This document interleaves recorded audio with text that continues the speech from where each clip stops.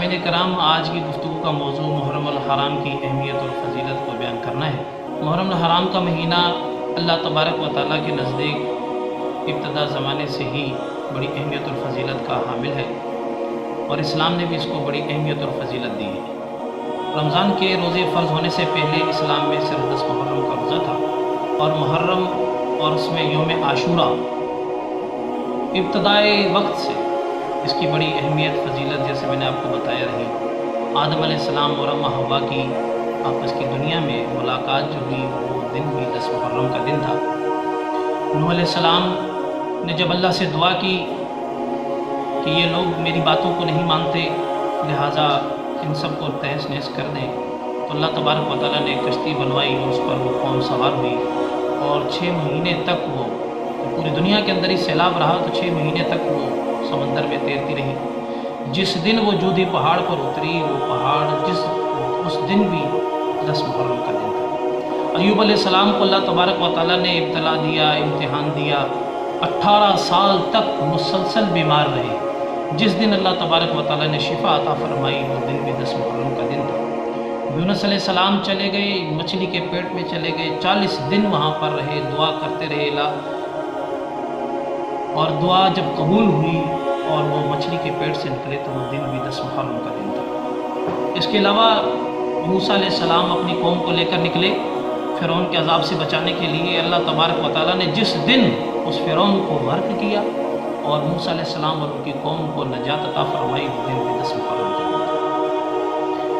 لہٰذا یہ فضیلتیں اس مہینے کی، اس دن کی مسلسل چلی آ رہی ہیں، اور حضور صلی اللہ علیہ وسلم نے بھی فرمایا۔ حضرت ابن عباس کی روایت ہے غنیۃ الطالبین کے پیج نمبر 314 پر، حضرت ابن عباس رضی اللہ تعالیٰ عنہ فرماتے ہیں، قال رسول اللہ صلی اللہ علیہ وسلم من صام یوم من المحرم فلہ بکل یوم 30 یوما۔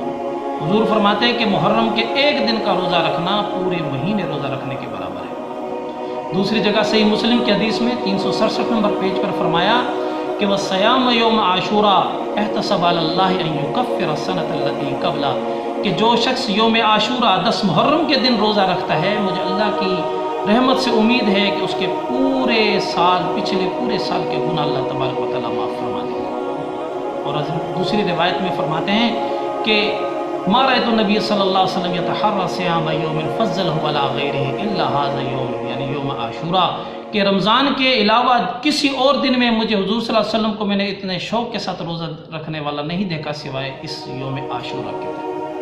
لہٰذا حضور صلی اللہ علیہ وسلم مسلسل روزہ رکھا کرتے تھے، اور جب حضور کو بتایا گیا کہ یہودی 10 محرم کا روزہ رکھتے ہیں، کس وجہ سے رکھتے ہیں کہ اللہ تبارک و تعالیٰ نے فرعون سے ان کو نجات دی تھی، تو حضور نے فرمایا ہم بھی رکھیں، اور فرمایا ان کی مخالفت بھی کرو۔ فرمایا کہ صوم یوم عاشورہ، یوم عاشورہ کے دن کا روزہ رکھو، وخالف فیہ الیہود، اور اس میں یہود کی مخالفت کرو، وصوم قبلہ وبعدہ یوما، یا ایک دن پہلے بھی اس کے ساتھ ملا لو، یا پھر ایک دن بعد کا روزہ، یعنی 9 اور 10 کا روزہ رکھ لو، یا 10 یا 11 کا روزہ رکھو۔ اور یہ فضیلت حضور صلی اللہ علیہ وسلم نے فرمائی۔ 10 محرم کا دن فضیلت والا بھی ہے، جس طرح میں نے پہلے بتایا، اور حضور نے اس کے بارے میں یہ بھی بتایا، حضرت جابر رضی اللہ تعالیٰ عنہ کی روایت ہے۔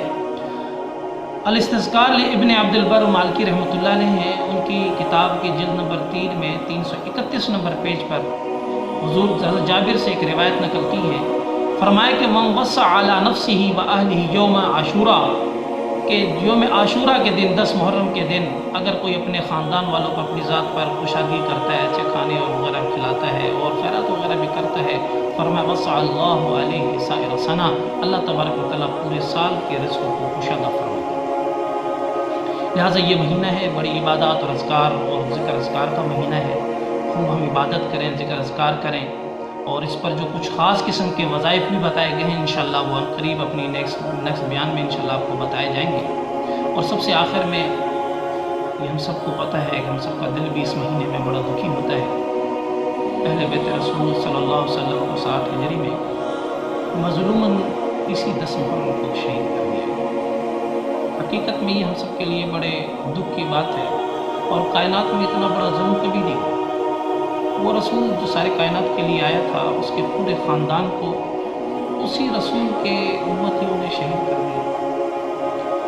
یہ الگ بات ہے کہ اللہ نے ان کا بدلہ لیا، ان سب کو جو اس میں شامل تھے عبرت کا نشان بن گئے، اور حسین اور اس کی حسینیت رضی اللہ تعالیٰ عنہ آج تک زندہ اور سلامت ہے، اور کروڑوں ارب لوگوں کے دلوں میں ان کی عزت اور محبت ہے۔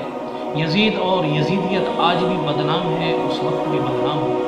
اللہ تبارک و تعالیٰ ہمیں بھی ان پاک ہستیوں کے لیے زیادہ سے زیادہ ایصال ثواب کرنے کی توفیق عطا فرمائے، اور خوب نوافل پڑھ کر اور تلاوت کر کے ان کے لیے ایصال ثواب کرے۔ اس کا مقصد یہ نہیں کہ ان کو کوئی فائدہ ہو، مقصد یہ ہے کہ ان عظیم ہستیوں کے لیے ہم کچھ ایصال ثواب کریں گے، کچھ خیر کے کام کریں گے، تو میرے اور آپ کے لیے سعادت ہوگی، میرے اور آپ کی آخرت بن جائے گی۔ اللہ تعالیٰ مجھے اور آپ کو عمل کرنے کی توفیق عطا فرمائے۔ وآخر دعوانا ان الحمدللہ رب العالمین۔